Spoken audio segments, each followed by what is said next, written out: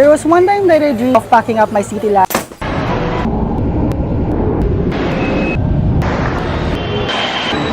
Live on an island, start over again among the ocean, endless blue sky, and lungfuls of fresh air. I just replaced my island life, all building traded for 3, no more city hassle or bustle. It's an idyllic vision, and today I'm making my dream come true. The island of Guimaras will be a home for the next 3 months, 474 kilometers away from my city in Makati. My life here would be totally different.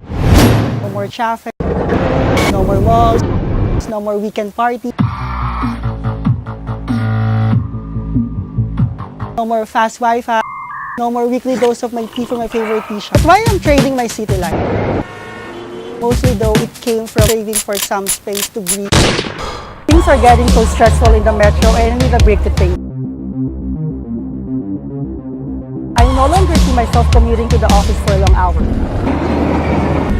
I'm now seeing myself in a hammock, reading a book, writing an article, doing a yoga in the morning, and swim before the sunset.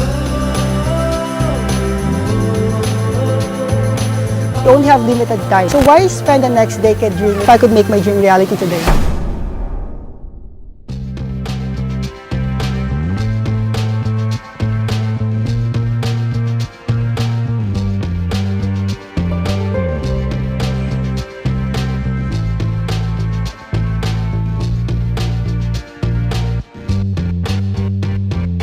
My philosophy in life, I can always earn money, but I cannot earn time. Opportunities are endless and every moment matters. So while I have the strength, while I have the time, I will choose things that will make me happy. I know I will be back in love with the city again. I felt so burned out when I left. It's nice to have some love for it when I come back. I think a big part of my happiness is knowing that I can leave the city behind, book a one-way ticket, watch the sunset on my window, swim with the fishes every day, and meet different people here in the resort where I'm going to live.